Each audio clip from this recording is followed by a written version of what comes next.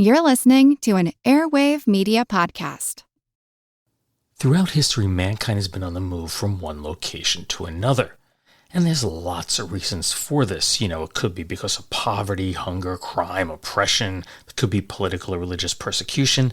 There's lots and lots of factors. But it's kind of rare to hear someone who wants to do the reverse, go from a country where they seem to have everything to a place where people are starving and there's few job opportunities and people are even imprisoned for their political beliefs. Well, back in the 1930s, a British man named Brian Grover made international headlines for wanting to do just that. He spent nearly 5 years of his life attempting to move to the Soviet Union just as World War II was heating up. And his reason for doing so? Well, he did it for love. And with each passing year, his desperation for the woman that he adored, it just grew stronger and stronger, but he was repeatedly denied entry into the Soviet Union. Ultimately, he devised a plan to see her, and it's one that he knew would most likely end in his death, or if he survived, he could spend years in a Soviet prison. It was the kind of reckless idea that one might think only a madman would attempt, but I have to tell you, Brian Grover, he was far from crazy. So today I bring you the incredible true story I've titled To Russia for Love, which of course is clearly a play on the 1963 James Bond movie From Russia with Love, but I have to tell you that's the only similarity between the two. But I do think you're really going to like this story. I am Steve Silverman, and this is the Useless Information Podcast. Useless information. On May 25th of 1901 in Folkestone, a coastal town on the English Channel, Major William Grover and his wife Emily proudly welcomed their eldest son, Brian Montague Grover, into the world. Now, Dad dreamed that his son would someday join the British Army, but Brian opted to follow a different path.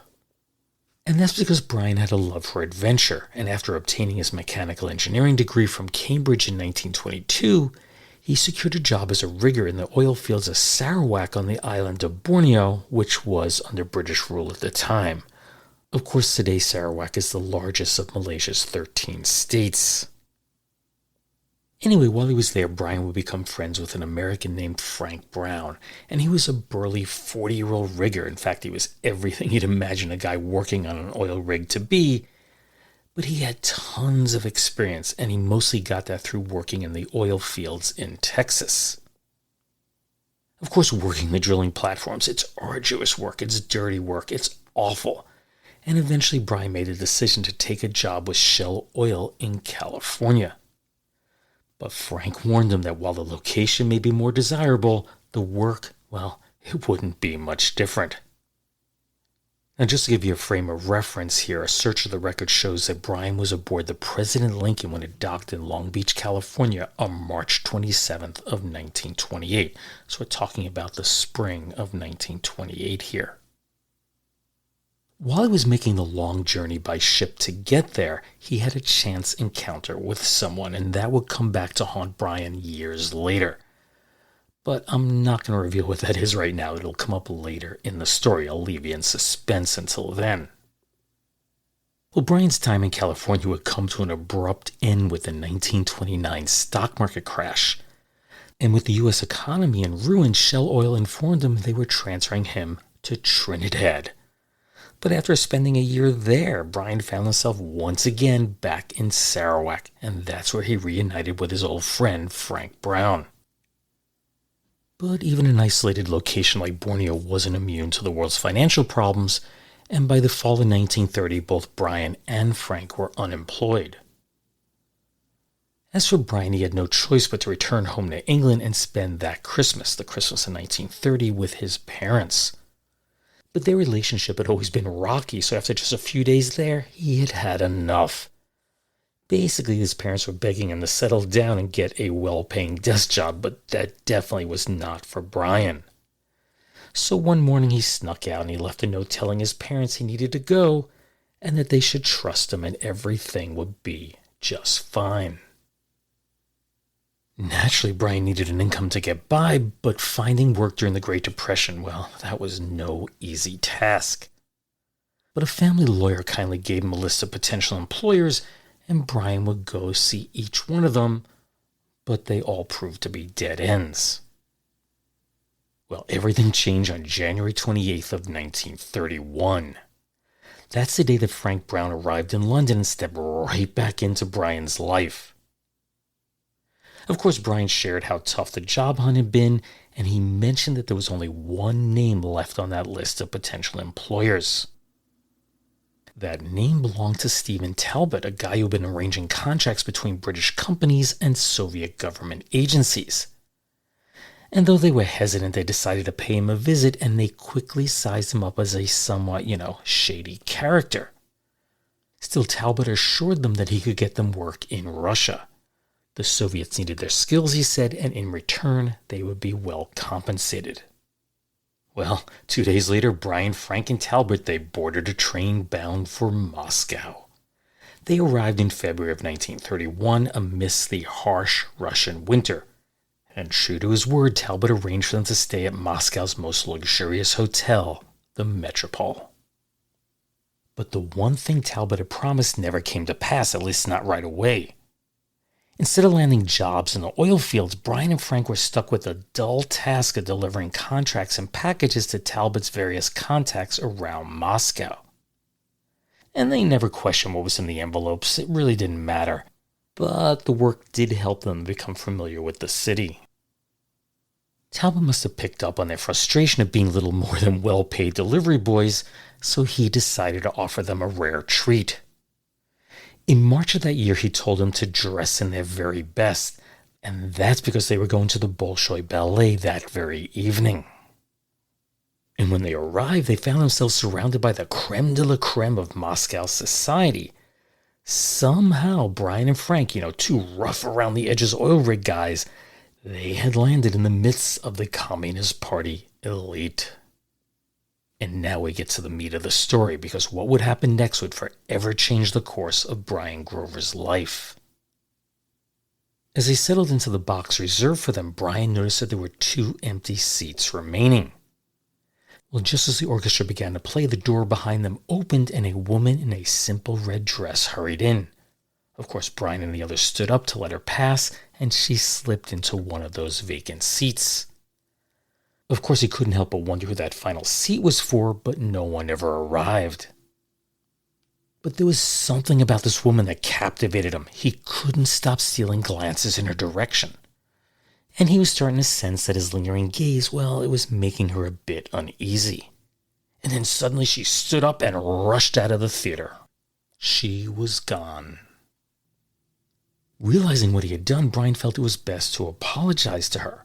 So he ran into the lobby, but there was no sign of her. So then he went outside into the freezing cold and found that it was just dark and deserted. There were very few people out there. So he looks around and he finally spotted that woman in red, and she's standing way over in the dark by a fountain. Now, his command of the Russian language, it really wasn't very good at that point, but he called out to her, and that made her feel even more uncomfortable, and she began to move away. But after hearing his repeated pleas, she began to slow down. And one of the first things he noticed is that she was shivering, and that's because she left her jacket back in the theater. So Brian did the gentlemanly thing to do, and he draped his coat over her shoulders. He did persuade her to return to the theater, but she only went back to retrieve her coat. She then explained that a friend never arrived, and being seen there alone, particularly with foreigners, that could cost her her job. There was a little bit of small talk, and Brian said they were staying at the Metropole and invited her to join them for the remainder of the performance, but she knew that the risks were too great. As she turned to leave the box, Brian asked what her name was. Ilyana Petrovna. He, of course, then introduced himself in return, and with a faint smile, she said, Enjoy your stay. And then she disappeared into the night. She was gone again. Of course, Frank and Talbot had been watching this whole thing, and as Brian sat back down, they questioned what had just happened. What did they just witness? And that's when Talbot noticed that Brian's jacket, it was missing.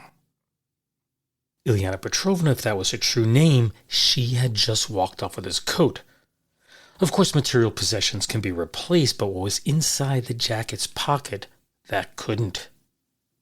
You see, inside were Brian's wallet and all of his legal documents. And without those papers, finding work or even moving freely around Moscow, that was nearly impossible. If he were to be stopped by authorities without those papers, he risked being jailed or permanently expelled from the country. This was a serious problem.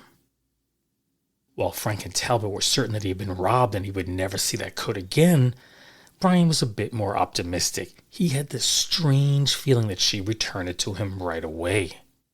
But the next day came and went and no one showed up at the hotel with his jacket. The following morning, same thing. Then, that afternoon, Brian received a call from the front desk that someone was there to see him. He hurried downstairs and there stood Ileana holding his coat. She explained that she had gone to work and tried to bring it the night before, but by the time she arrived, the staff wouldn't let her in. Brian did a smooth talking and asked Ileana to join him for a drink at the bar, and amazingly she agreed. But as they shared their life stories, it became clear that Brian's upbringing, well, it was one of privilege, and Ileana's, well, it wasn't. When he was younger, he went to private school, had a governess, lived in a big home. Her life was totally different.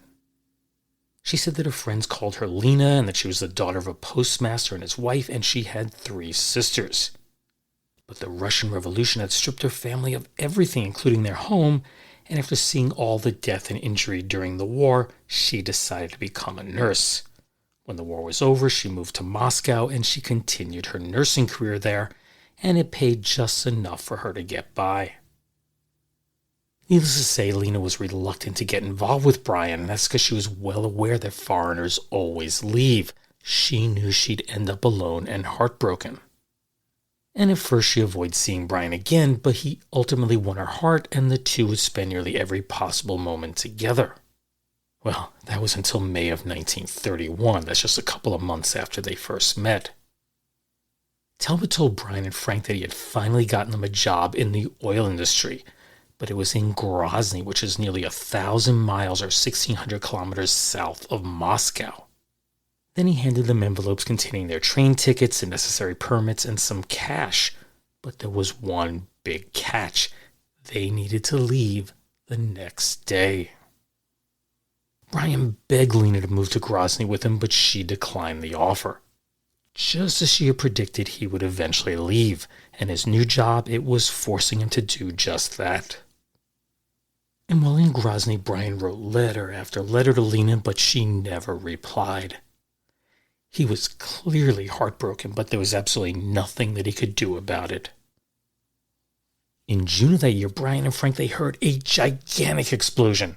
They looked out into the distance and they saw that a nearby rig had hit a gas pocket and the derrick, it was blown to smithereens. So of course the two raced to the scene to see if there was anything they could do to help.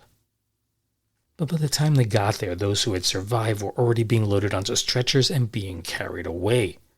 The derrick, it was a mess of twisted steel and the oil was gushing into the sky at full force. Of course, Brian and Frank had a lot of experience, and they advised the party boss that he needed to use steam to get the well under control. Now, others suggested the use of concrete, but Brian explained that this approach was incredibly risky, because if they hit another gas pocket, that would cause another explosion, and there'd be more death and injury. But he didn't take his advice, and the boss chose the concrete, and as they predicted, it exploded once again. It was only then that he was willing to consider Brian and Frank's suggestion. So 6 boilers were connected and the steam extinguished the fire within minutes. It then took Brian and Frank about 2 hours, and they did this by hand. They cut the main pipe with a giant hacksaw, and that allowed a team to come in and cap the well. Suddenly, Brian and Frank were heroes, not just to the workers, but their story, it was front page news in all the Soviet newspapers. Then, a month later, they were invited to an award ceremony at the Grozny courthouse.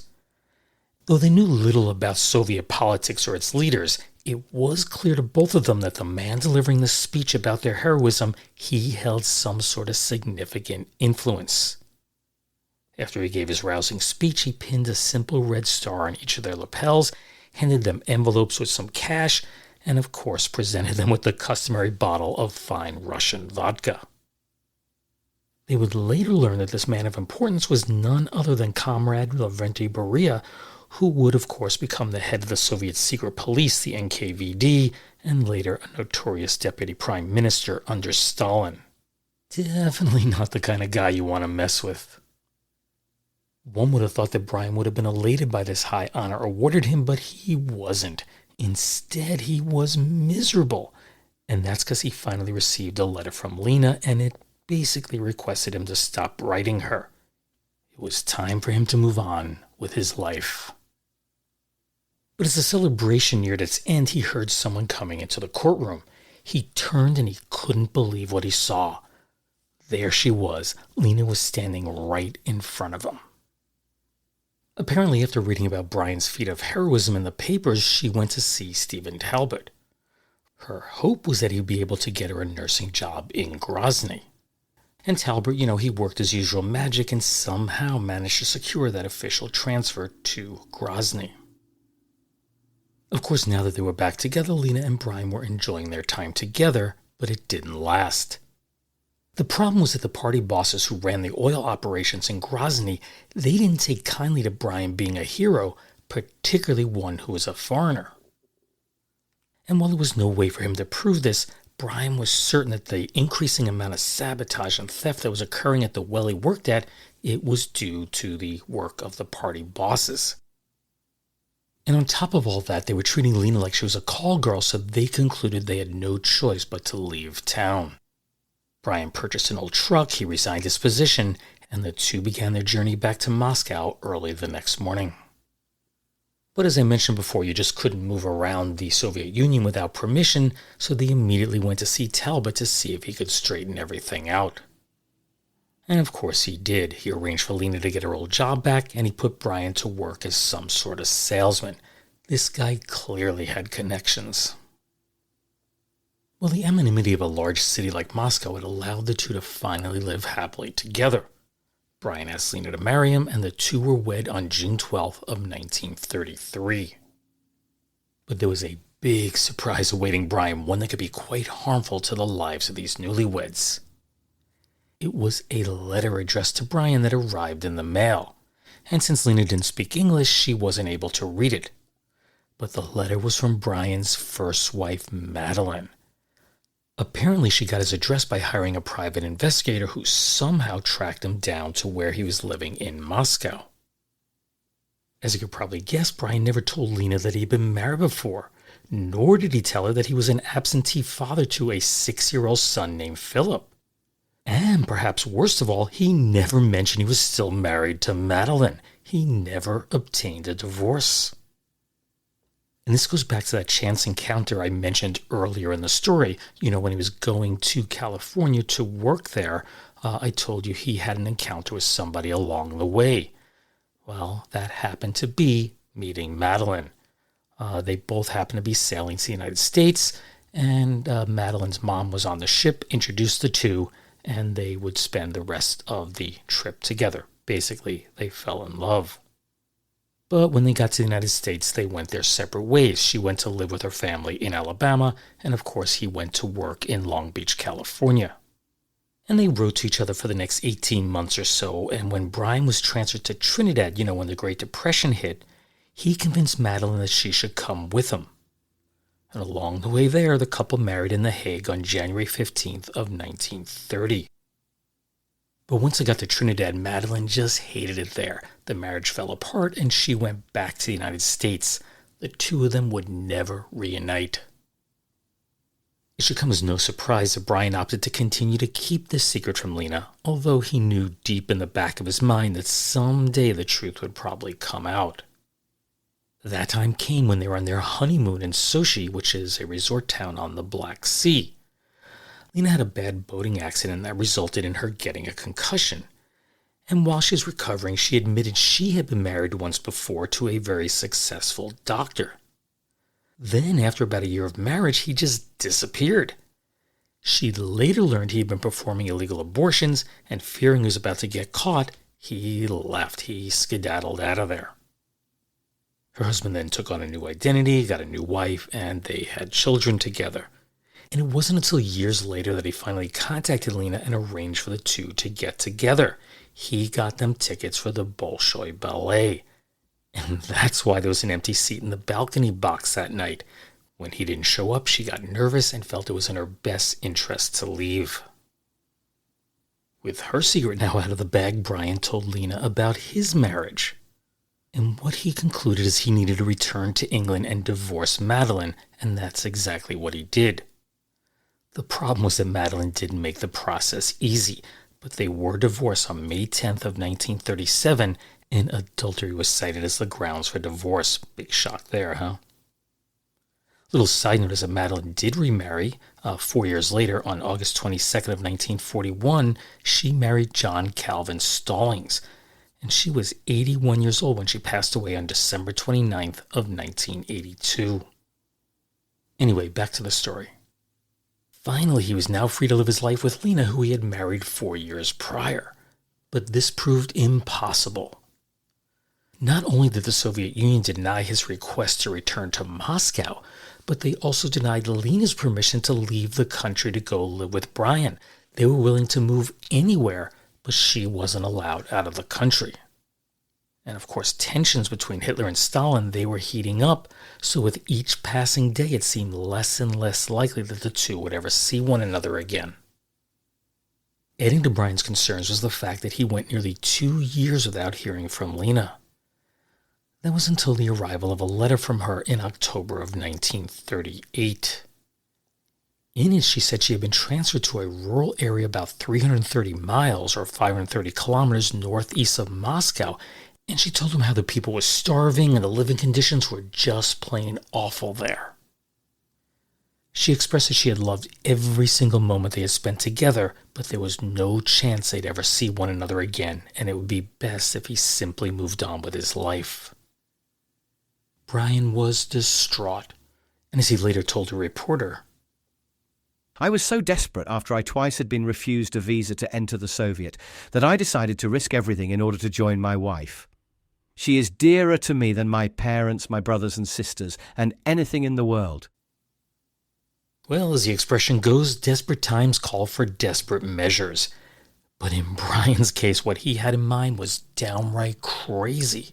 His plan was to learn to fly, purchase an airplane, and then fly to Moscow to find Lena.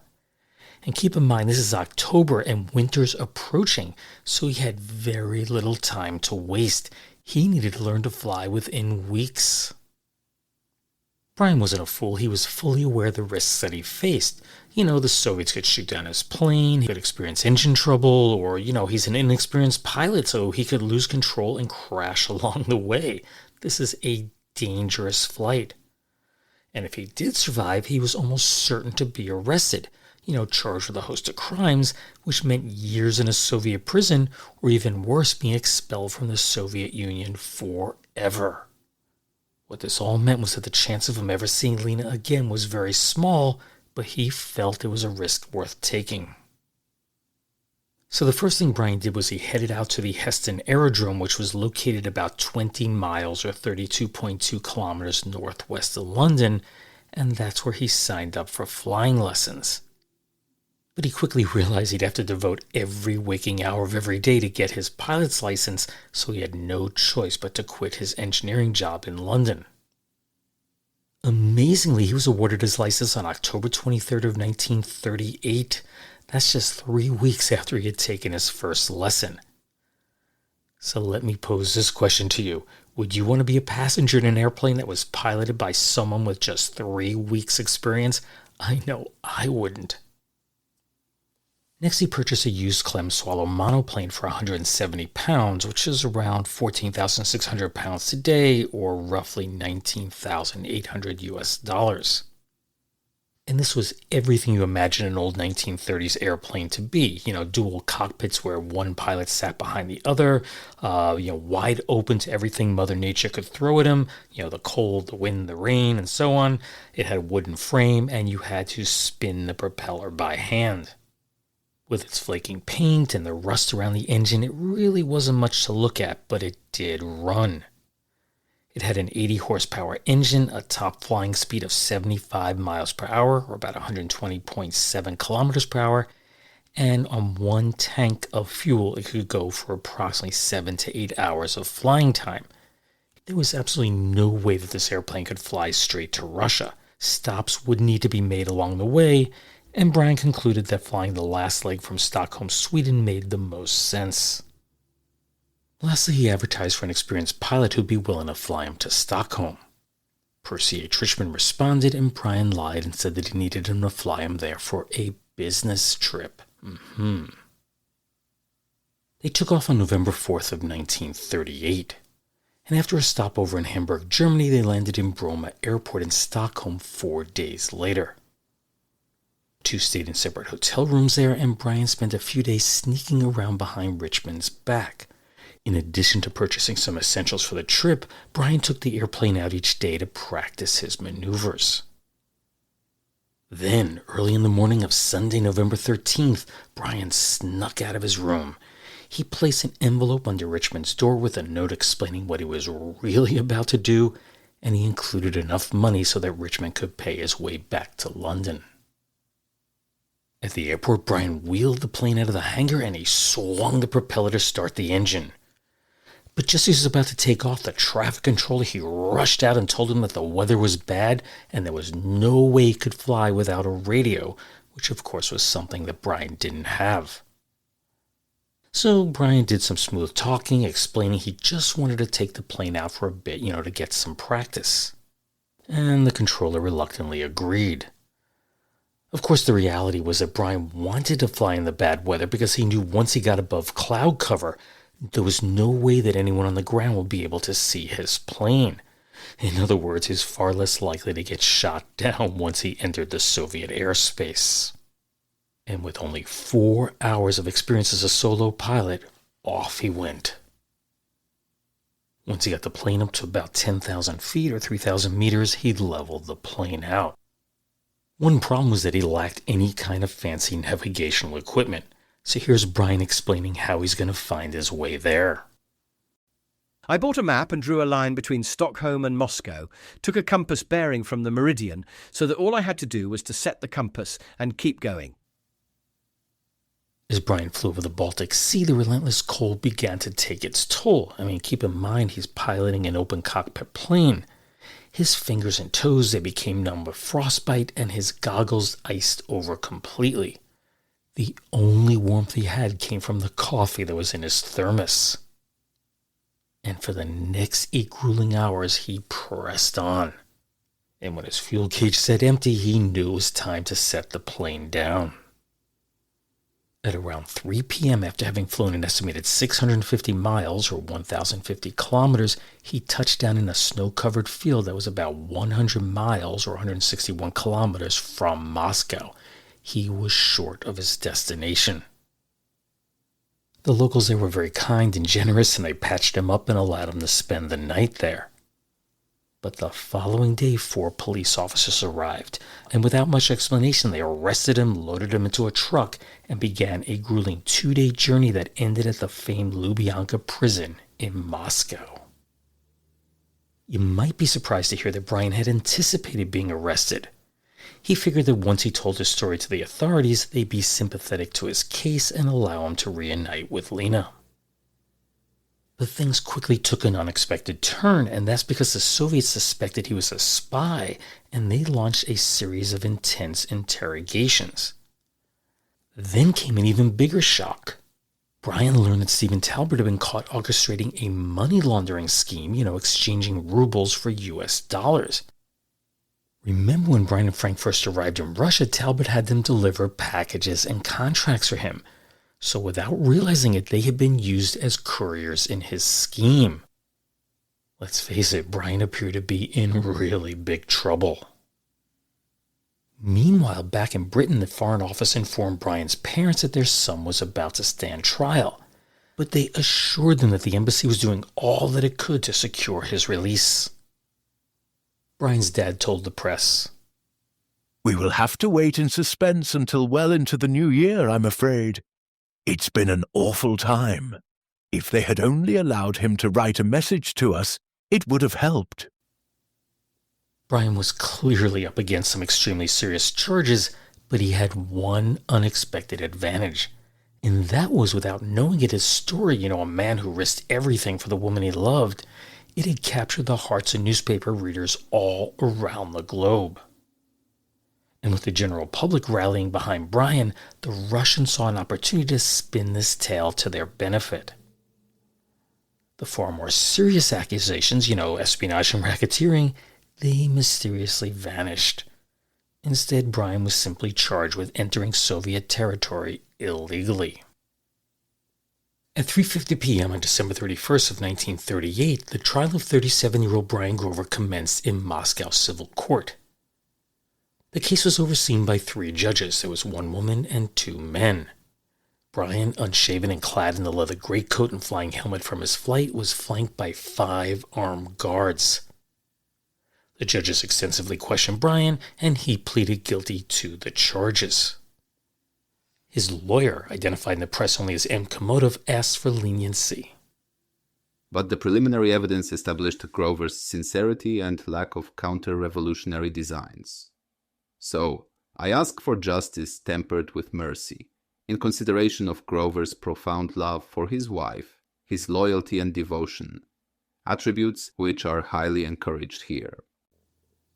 And prior to judgment, Brian appealed to the court to permit him to stay with Lena, whether that be in the Soviet Union or anywhere else in the world. He even offered to apply for Soviet citizenship if that was deemed necessary. Well, in the end, the judges fined him 1,500 rubles or 60 pounds sterling. Adjust that for inflation, that's around 5,000 pounds or $6,750 today. If he failed to pay the fine, that would result in an additional 1 month in jail.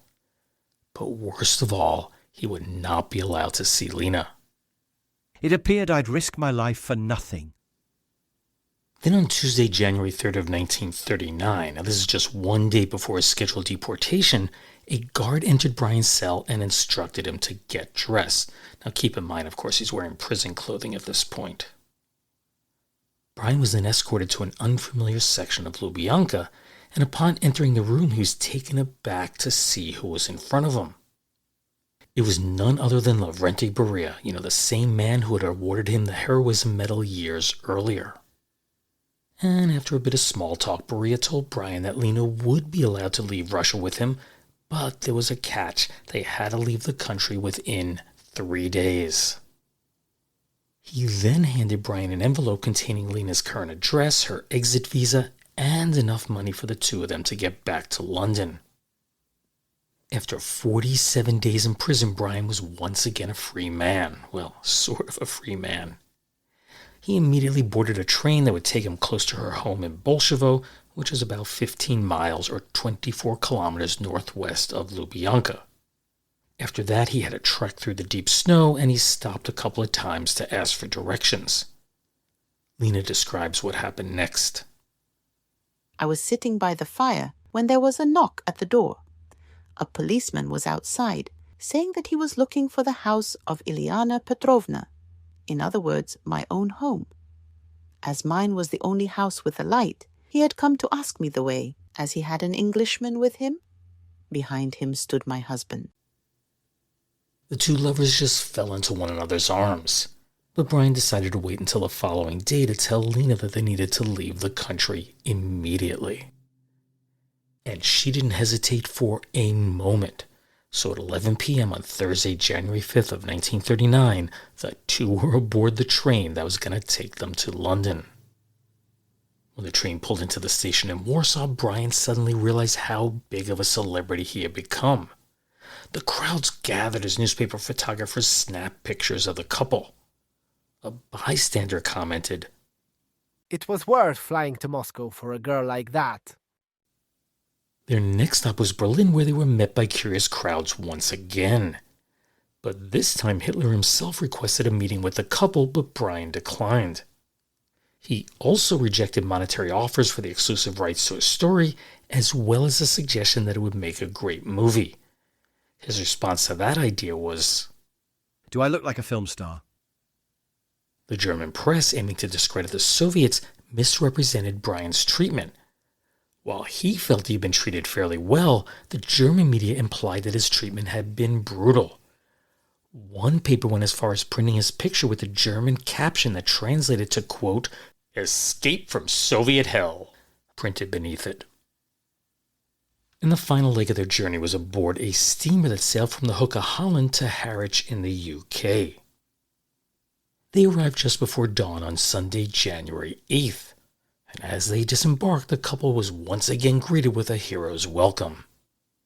Banners fluttered, confetti filled the air, people shouted their greetings, and reporters, of course, swarmed all around them. One reporter observed that Brian was still wearing the same clothes he had worn during his flight to the Soviet Union, so Brian remarked, I am even wearing the shirt I left in, but don't misunderstand me.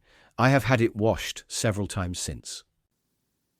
Lena was overwhelmed by the attention. She told a reporter in Russian, I cannot very well speak of our love. That is too strong an emotion to express in mere words. I can only say that we are devoted to each other, and nothing was too great to risk or sacrifice for the supreme happiness of being together once more. Bob's arrival, I call him Bob because it sounds so much softer to my Russian ears than Brian, was like the fulfillment of a dream. I had known him since 1931 and had not seen him for 4 years. Feeling that we were wasting the best years of our life apart, I tried hard for 2 years to get permission to join him, working all the while in my situation as a chemist's assistant. The difficulty lay in obtaining permission to renounce my Soviet citizenship. My first task now will be to learn English. I was naturally rather frightened at the thought of arriving to spend my life in a new country, and had been warned that the English were a silent, sullen people. I see everything today that this is untrue.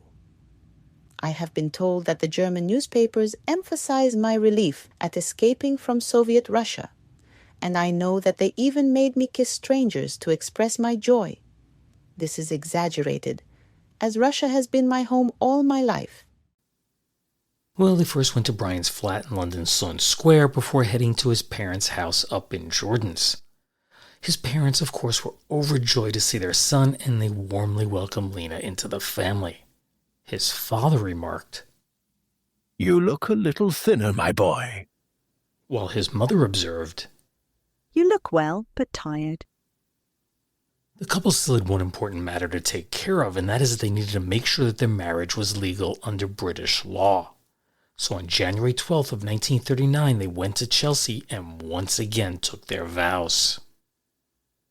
Brian never did capitalize on his newfound fame. He did give a lecture detailing his experience at Her Majesty's Theatre on Sunday, February 26th of 1939, but that was basically it. Afterward, the couple moved to Uganda, and that's because Brian had accepted a job as a drilling engineer for an oil company there. There was a brief mention in the newspapers a couple of years later that Brian had become an RAF pilot officer stationed in the Middle East, but the press basically lost track of him after that. Let's face it, there was a world war going on. So I guess the question is, did the couple stay together or did their flame burn out? Did they go their own separate ways? What do you think? Well, the two eventually settled in South Africa and operated a farm there. They raised 2 sons together, and Brian was by Lena's side when she took her last breath in 1989 at the age of 86. Brian was 92 when he passed away a few years later. Useless, useful, I'll leave that for you to decide. Before we end, I thought you might like to hear what Brian and Lena really sounded like, and there are 2 British newsreels on YouTube, so I've ripped out a little bit of audio. What I'll do is I'll put links to the videos in the description for this episode and also on my website, so if you want to see them in their entirety, just click on those links. And I'm just going to play some audio from one of them. That's Mr. Grover and his wife arrive. It's a British movie tone film. And here's Brian talking about what happened. I landed near to a small village about 100 miles from Moscow. The villagers and their children surrounded me and were very much interested in the aeroplane. I was arrested and taken into the capital and examined by the police there. And here's Lena talking, and Brian does the translation. Я безгранично счастлива, что опять встретила своего мужа, и благодарю за горячую встречу, которая нас ожидала в Лондоне.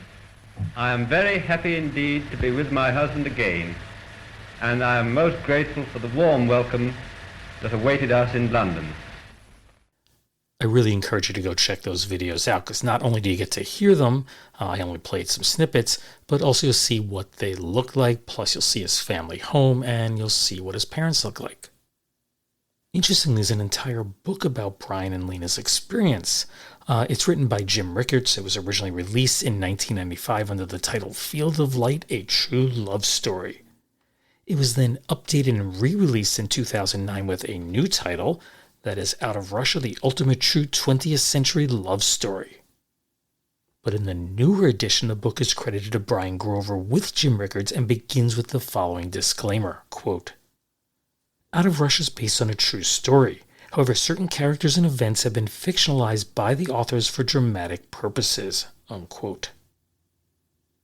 Well aware that it'd be difficult to separate fact from fiction, I purposely opted not to read the book. Instead, I did my own research, sorted through my notes, to make a cohesive story, and I sat down to write what you just heard. But as I was doing so, curiosity got the better of me, so I decided to sit down and finally read the book and see how it compared to the real story. My conclusion is that, with the exception of a few details here or there, the story as it's laid out in the book is indeed factual.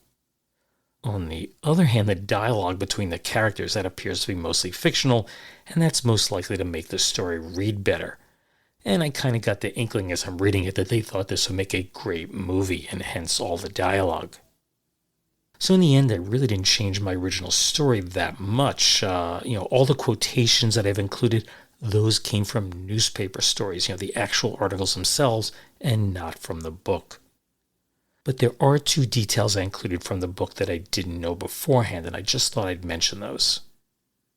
The first was that Stephen Talbot had been laundering money, and I had already suspected this from the newspaper articles, but none of them said the quiet part out loud.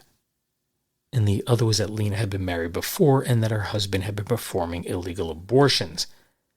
Before I read the book, as I'm reading the various newspaper articles, I'm thinking to myself, she's, in her 30s, mid-30s, attractive woman. I had this strange hunch she'd been married before, but I really couldn't prove that. My hunch is that both these details are true, and that's why I decided to include them. But just be aware there's a very slight chance they could prove to be fictitious. Hopefully not. Anyway, I do hope you enjoyed that story. Just a reminder, you can find the Useless Information Podcast on all the major podcast platforms and the smaller ones also, so don't forget to hit that follow button. The Useless Information Podcast is part of the Airwave Media Podcast Network, so be sure to visit airwavemedia.com, and there you'll find an ever-expanding selection of some of the best podcasts out there. Anyways, as always, thanks for listening, and take care, everyone. Bye.